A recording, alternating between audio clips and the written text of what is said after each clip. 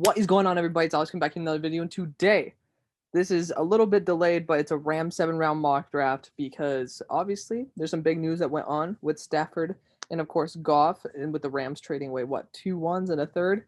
So obviously big news. I wanted to give this out to you guys, but of course we had some pretty big videos in there with, of course, interviewing the Houston Texans president, which was awesome. Check that out if you guys haven't. If you guys are new here, hit a like, comment, subscribe. We do content every single day. Obviously, you know all that stuff. Most of you guys are probably not going to be new anyways. I just hope you guys do enjoy the video. Let's have some fun because obviously with the Rams getting Matthew Stafford, they're in win now mode.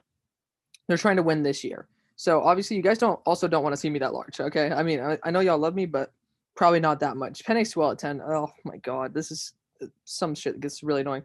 But obviously with the Rams trading for Matt Stafford, they've shown, you know what, we're going to be giving up our future ones because we think they're going to be pretty much worth a second-round pick. And of course, we do have the sound on. We are not doing trades just because it's just not really fair with the RNG. If you guys have heard me probably say that a billion times, but it's really not fair with like the RNG and everything. With obviously one draft, if I did this twice, the Rams probably wouldn't get any of the same trades. So being able to keep it on a level playing field, making sure that we have all 6 picks that we have, because for once I actually did do research on like how many picks we did. So obviously we're right here at pick 57. Let's see who the hell's on the board. So we got Richie Grant and Javon Holland. I think Javon Holland's better than Richie Grant personally, but you know, Richie Grant has shown some really good stuff on tape. Trey Smith, somebody who I'm definitely interested in taking, especially with how much we run the ball. Chaz Surratt, another guy who's really talented. Dwayne Eskridge, if we are going to be losing Cooper Kupp eventually, that would be fun. But, you know, honestly, I'm looking for these tackles and seeing who the hell's on the board. There's Jackson Carman, Spencer Brown, Walker Little. To be honest, these guys are going to – one of these guys, if not Brady Christensen, is going to be there in the third, right? We have 2 third-round picks as well. I'm going to be 100% going after the monster himself, who will definitely not be here in the draft. He might be a day one pick. It's Trey Smith. You know, he had a mediocre Senior Bowl, but as soon as he got comfortable just being on his own, because obviously Tennessee, you know, they definitely, he's more of a mauler. But as soon as he got comfortable saying like, hey, I don't need to go out and attack them, he looked really good. So he definitely has that brute strength that this offense is going to need. Tackle is definitely the biggest need. But we're not going to be reaching when you get a first-round prospect like Trey Smith there. You know, we need to rebuild the line. You guys, if you guys know anything about me, I played offensive line. I know, hard to believe. I used to be a big boy, so I used to play offensive line for, 7 years? So I obviously know the importance of an offensive line, especially when, you know, a quarterback like Matt Stafford has been getting brutally destroyed every single year by a subpar offensive line. So we want to make sure that he's okay. You know, obviously we don't want to invest every single thing in our franchise to that because offense has a little bit more to do than just, you know, like having an offensive line. You got to make sure you have weapons and everything. I'm praying Walker Little falls. Come on, baby. Come on. Oh my God. Did he actually fall? Holly fucking Luya. So obviously I actually get marked down on monetization for how often I do curse. So I'm going to be trying to cut down the profanity a little bit, but hallelujah. We're going to get Walker Little here. I mean, that is an amazing pick. I love Walker Little. I think he's definitely underrated nowadays because like he probably shouldn't be a first round pick, but he's been so consistent and he plays at a very high level to the point where like third round guys, really, he's supposed to be the number 1 tackle in this draft class. And he's just had a little bit of an oof season. Now, at this spot, we're definitely going to be – I mean, we could potentially go after a safety. We don't need to because I'm just looking at Andre Cisco, and I'm like, hell yes. But Keith Taylor's here. That's awesome.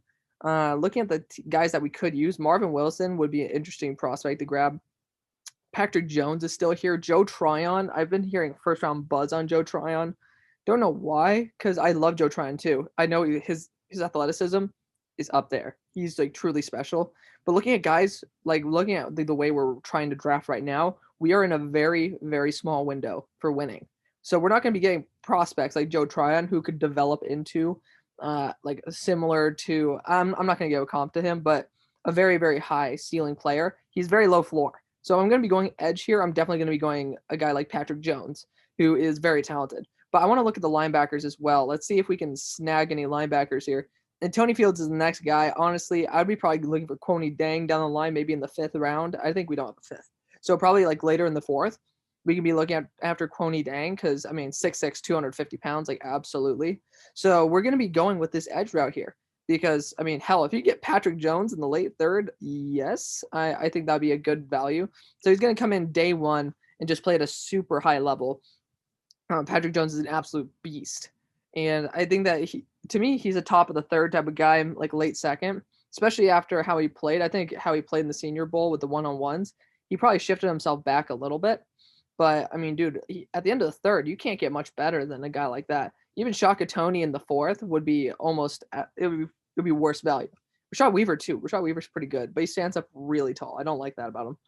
But Sage Surratt, Sage Surratt's somebody I want to talk about because I've heard like 4.8 territory for his 40-yard dash, and that doesn't fly. That doesn't fly in the NFL.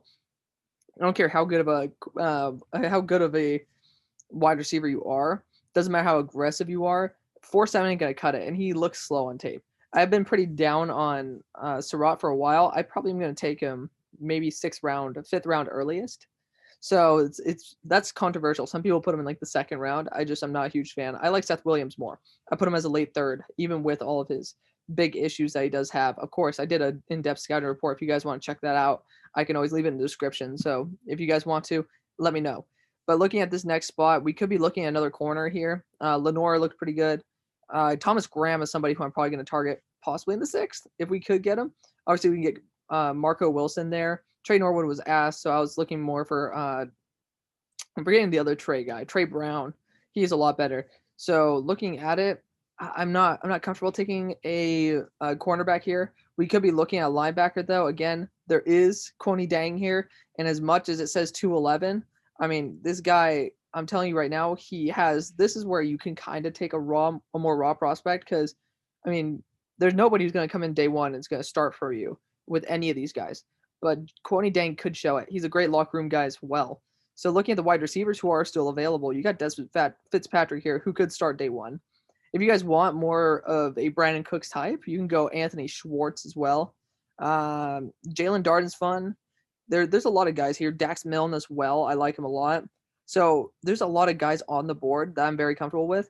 Somebody who I'm not comfortable with going is Coney Dang. We're going to be going with him. It says 211. I'm not comfortable with that, given the fact that he's pretty much the third or fourth linebacker on the board.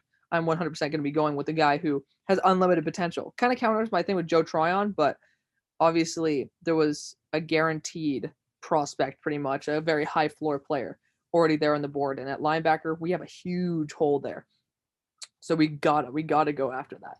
You know, the linebackers, I think Kenny Young and I'm forgetting who else played there. They had a sub 50. I believe they didn't even have above like a 40 PFF grade the entire season. That is a little bit embarrassing. So we are 100% not going to be going after that. Obviously, if there's Shi Smith there in the 5th round, I believe, an early 4th or to late 4th on Shi Smith.